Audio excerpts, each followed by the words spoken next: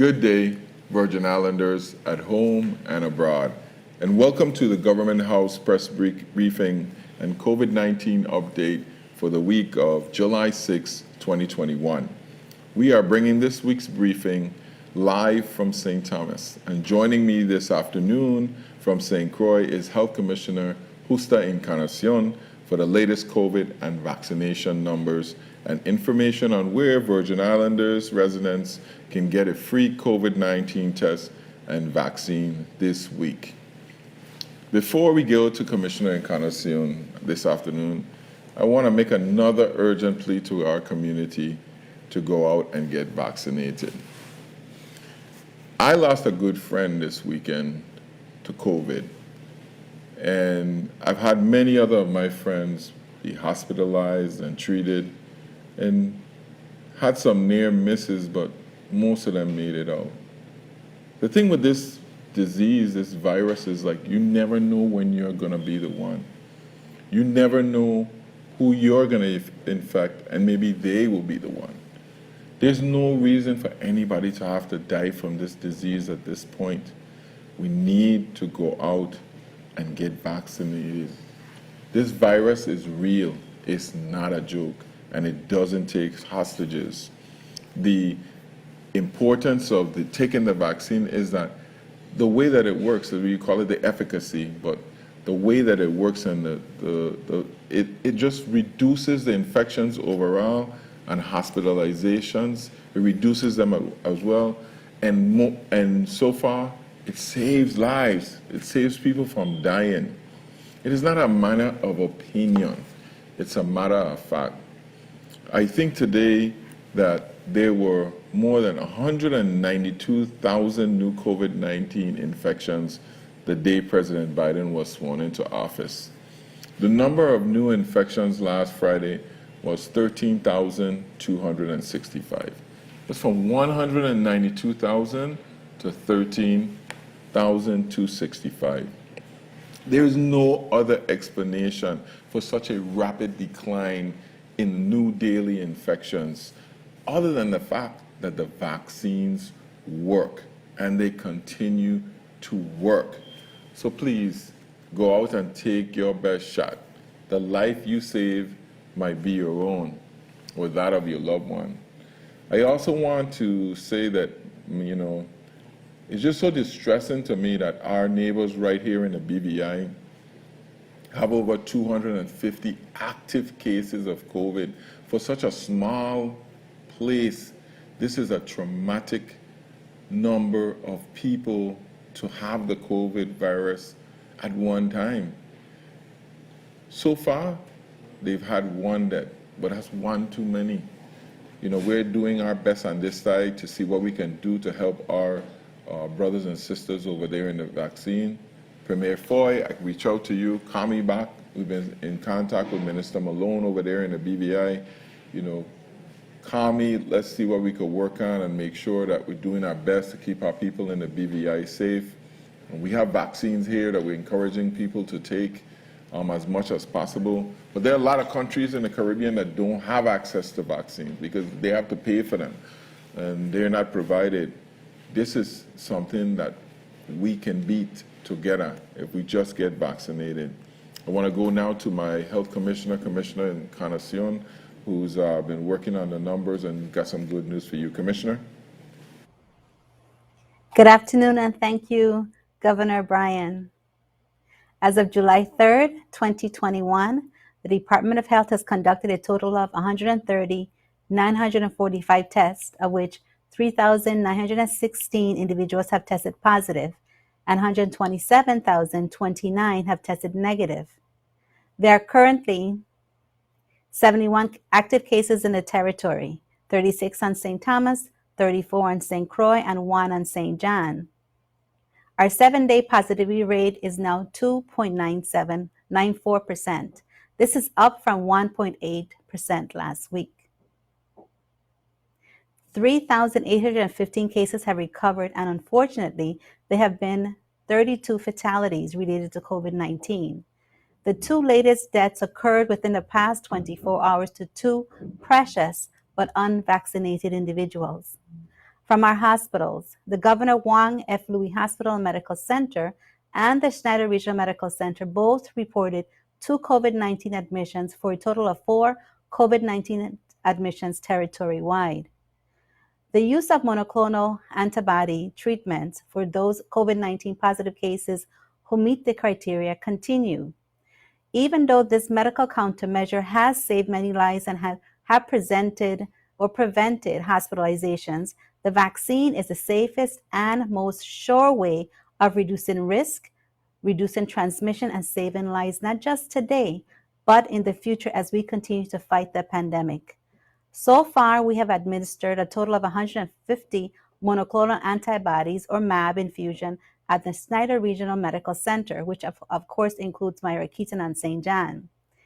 In June, 78 individuals received monoclonal antibody treatments in St. Thomas, and thus far, 5 have been administered in July, with 3 pending later on today. 28 total monoclonal antibody infusions have been administered at JFL. A total of 8 were administered in June. A total of 8 administered in June. And thus far, this is just the 6th of July, 5 have already been administered in July. So we know our numbers will continue to rise. Week after week, we continue to see new positive cases rise among unvaccinated individuals. We are working hard to mitigate risk of hospitalizations and additional deaths. We have seen the virus mutate, and it's very worrisome. This can quickly spread across the island, and these mutations are known to be highly contagious. With this virus becoming more transmissible, it is very important to get vaccinated. You will hear that say that again and again throughout the press conference. As more people in our community get vaccinated, the chance of the virus mutating lessens. Don't forget the term community immunity. Getting vaccinated in the Virgin Islands is very easy. Anyone 12 and older can walk into our community vaccination centers on St. Croix and St. Thomas by call 340-777-8227 or by scheduling yourself online at covid19usvi.com/vaccines. Our epidemiology hotline remains open 7 days a week from 8 a.m. to 10 p.m. for callers to report suspected cases of COVID-19 at 340-712-6299 or 340-776-1519. We are still offering pop-up testing, and now we have brought the vaccines to you at those pop-up sites. Get tested, and if tested negative, please walk over and get your best shot.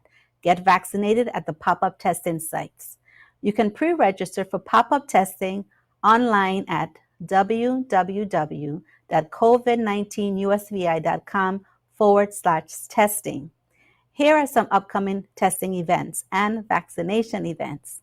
St. Croix at the Charles Howard Complex, Tuesday, July 6th from 10 a.m. to 12 p.m. That's finished. St. Croix at Charles Howard Complex, Thursday, July 8th from 10 a.m. to 12 p.m. St. Thomas at Home Depot, Tuesday, July 6th from 1 p.m. and 3 p.m. You still have time. St. Thomas at the Fort Christian parking lot, Thursday, July 8th from 1 p.m. to 3 p.m. St. John at the Vipa Gravel Yard, Wednesday, July 7th from 1 p.m. to 4 p.m. Making the choice to get vaccinated allows you to do your part to help our community fight COVID-19. We are so grateful to everyone who has made the choice to get vaccinated. So far, 44,705 people have at least one dose of a vaccine, which means that about 56.3% of our eligible population that can be vaccinated has had at least one dose. 36,956 individuals are fully vaccinated, which is about 46.6% of our eligible population. For parents or guardian of children 12 to 17, please make sure to accompany the child to his or her vaccination visit and bring an ID for both of you and the minor. Not only does being vaccinated keep you safer, but it makes activities like traveling easier. For vaccinated individuals who are planning to travel to the U.S. Virgin Islands, there are several options. You can upload a negative COVID-19 test or a positive COVID-19 antibody test to the travel portal at usvitravelportal.com. On July 1st, the Department of Health launched Polaris Key, a digital vaccine record available to individuals vaccinated in the United States Virgin Islands. The digital vaccination record will make it easy for individuals to securely share their vaccination status while maintaining their privacy. With a growing network of local organizations as we look to safely reopen businesses and events. Yes, the digital vaccine record is not just for making travel easier. The digital record can be carried as a wallet-sized photo, as well as an Apple Wallet and Google Wallet for individuals with smartphones. The program follows cybersecurity and privacy best practices to ensure all your information is secure. To request your digital vaccine record or to join the network, the process is simple. It is based on securely verifying your identity and vaccine history.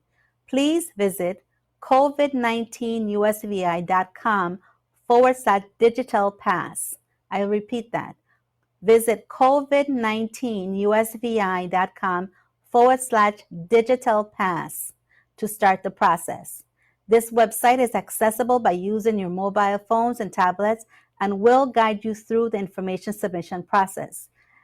There is also a frequently asked question section, where you can learn more about the digital vaccination record. We will also be sending out a press release so that you can actually maintain that for your records as well and utilize that and assist others in doing so. The program is a voluntary, and the vaccine verification process with local organizations is based on a consent culture, and information is only shared following the individual's request. Local organizations, travel groups, and event planners can request to join the network to verify vaccination status for event attendees or patrons. In the near future, we will be announcing how to use your digital vaccination record with our travel portal.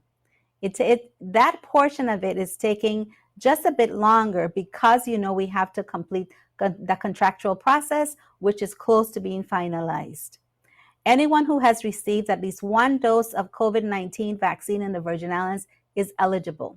Once a second dose is given, the digital key will be automatically updated.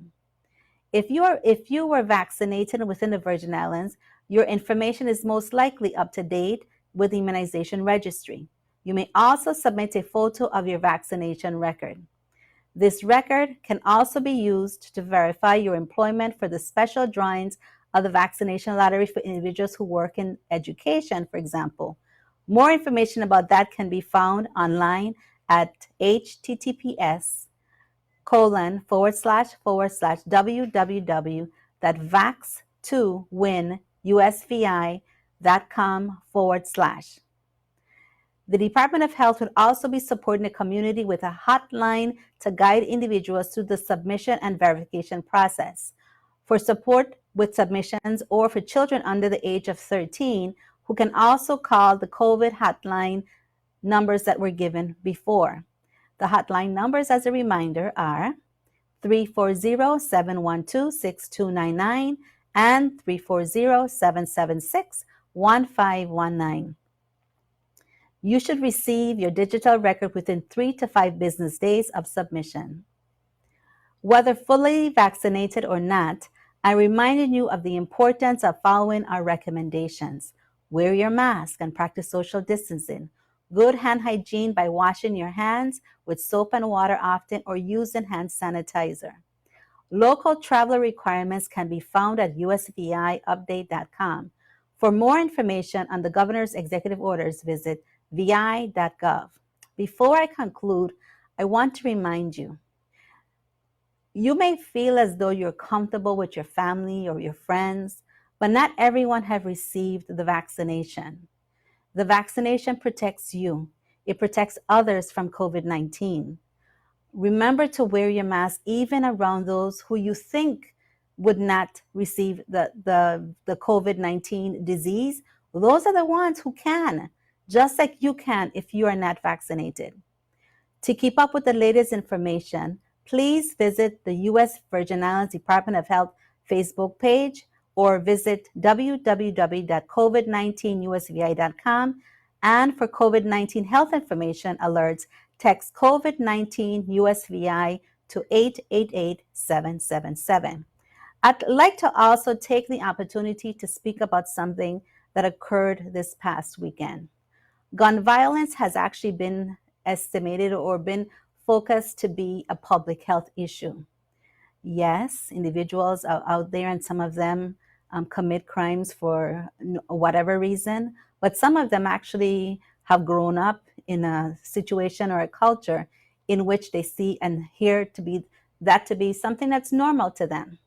And so we're working with other agencies within the territory to reduce gun violence by looking at individuals from a young age and teaching and coaching and mentoring. One of the other things that I'd like to say is an occurrence this weekend where gunmen held up some young individuals, one in particular, who they may have thought was a tourist.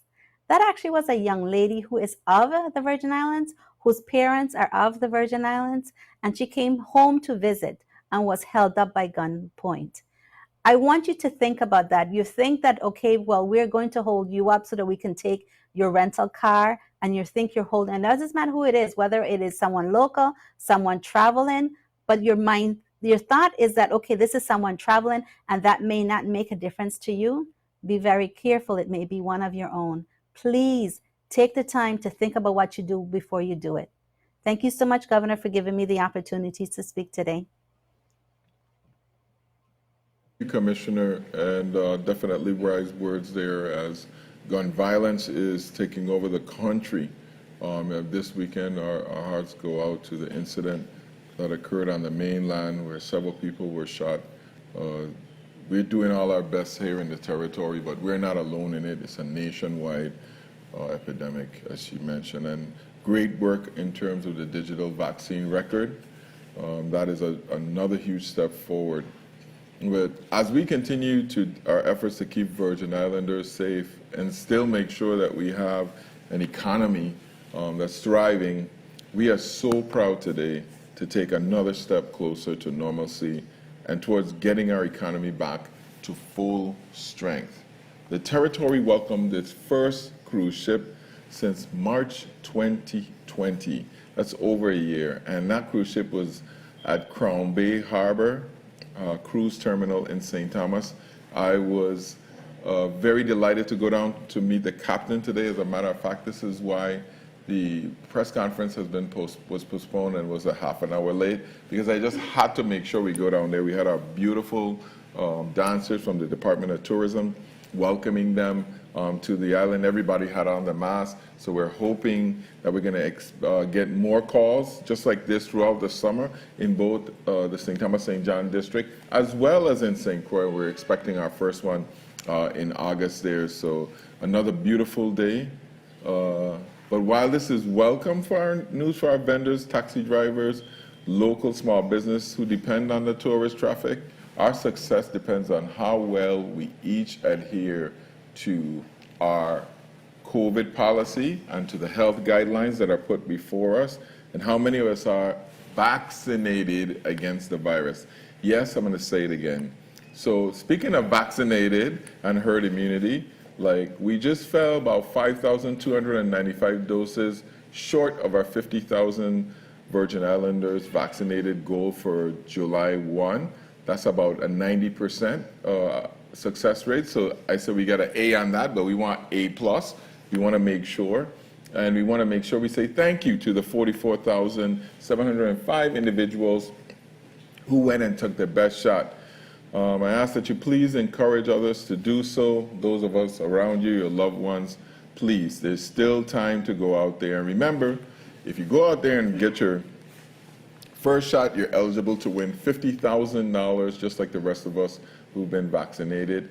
And if you have both shots, then you get two shots, you get $100,000 that you can win.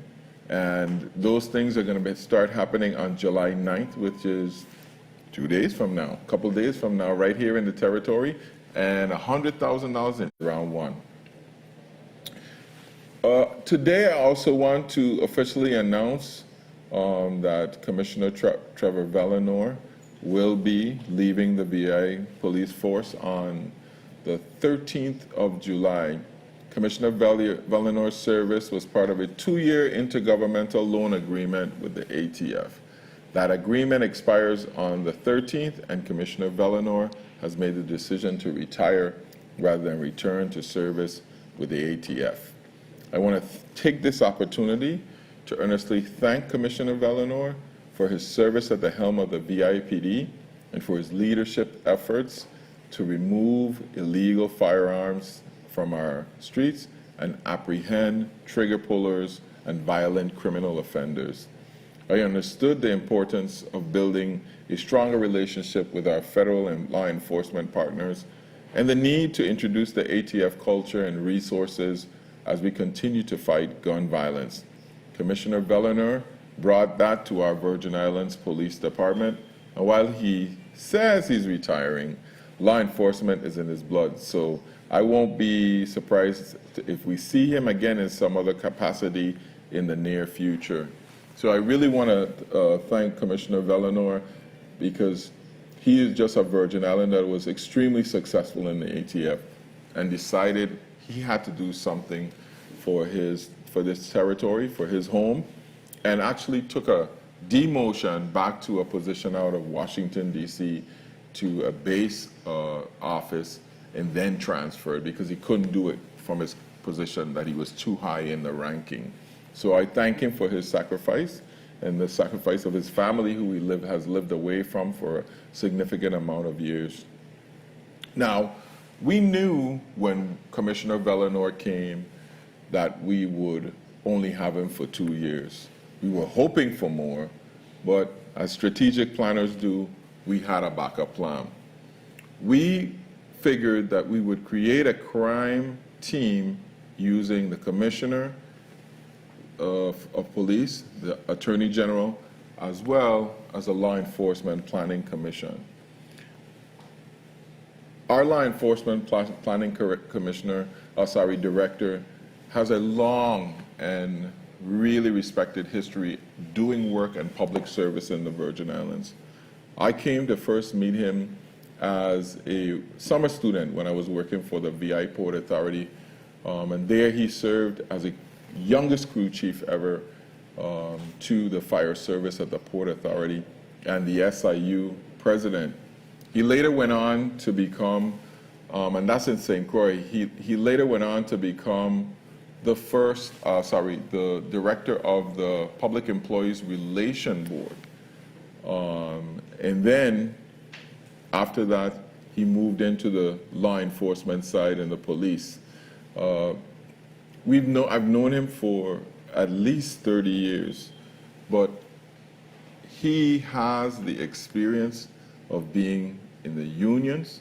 He has the experience of leading PERB and being a director at an executive level. He has the experience now of being director of the LEPC, and he also has the experience of being a Crucian Bond St. Tobian. So knowledge of both districts is also a great bonus for this. He served many years in the Commissioner's office. He served as the Director of Further Internal Affairs. So he's no stranger to the Virgin Islands, and today it gives me great pleasure to announce Mr. Ray Martinez as the next Commissioner of Police and my nominee that's going down to the Senate. Mr. Martinez, you want to say some words? Well, thank you, Governor, for the opportunity, and I wish to thank Governor Albert Bryan for his confidence in appointing me as police commissioner during a time when our territory has experienced an increase in violent crimes. I understand this is a yeoman's task, but I'm confident that with the assistance of the men and women in blue, along with our great community, that I will be successful. Governor Bryan, thank you again for this humbling yet exciting opportunity. You're a very welcome commissioner designee. I was telling him when we had the interview for the job, I said, well, you've been chasing this car for a long time. It looked like you finally caught the bumper. Let's see if you could get it stopped. So we're very proud to bring him on board as a police chief, a police commissioner. We've had him here before as our support in the Law Enforcement Planning Commission. Great background in strategic planning and expertise in criminology. Before I close today, I want to make a couple announcements. The first thing, I know all of you who are listening, and some of you are in Atlanta, but you have friends, relatives, students are in the Atlanta area. I want to let you know that the Virgin Islands government, on my request, is making a major recruitment drive push this weekend. We will be at the gathering spot in Atlanta from 3 o'clock to 8 o'clock. This weekend. We have representatives from justice, police, education, growing public works, engineers, corrections bureau. And what we're trying to do is we're trying to get not only Virgin Islanders, but people interested in coming home and doing work to sign up, come and meet and talk to us about working for the Virgin Islands government. Give us your perspective on how we can make jobs more attractive and how we can lure back some talent back into our territory. So if you have a son, daughter, auntie, cousin, sister, wherever, just graduated from university, please tell them the gathering spot. That's in Atlanta. And the address on that is 384 North Yards Boulevard Northwest. 384 North Yards Boulevard Northwest. So we will be right there, and I will be there doing some remarks as well to encouraging you to come back. I also got some news this weekend from one of my constituents that really disturbed me at first, and I had to get to the bottom of it to get it straightened out. You know, we've had oil spills in our community before, and it is standard and common practice that the refinery goes out, and if you've been affected by this spill, they clean your cisterns, they clean off your roof, they wash your cars, they provide drinking water, which is what I thought was happening in this case. But it seems that some residents have been asked to sign waivers of any kind. I just want to make it clear that I made it clear with them that once you are affected by this oil spray, it's on your house, on your car, whatever, you don't need to sign anything in order to get put back whole. The refinery has agreed that they will send people out to wash down your roof, clean out your cisterns and your gutters. They will provide water for you. That they're doing by providing a contractor. However, they do have a cash option that you can buy into if that's what you want. That cash option has a waiver associated with it. I suggest before you sign anything, you have at least somebody legal look at it. We've looked at it, and I'm not an attorney to give you sound advice, but you should contact some kind of attorney to review that to see if you may be affected in any further way by that. I'm neither purporting any suits or anything against any company. All I'm saying is know your rights and execute them.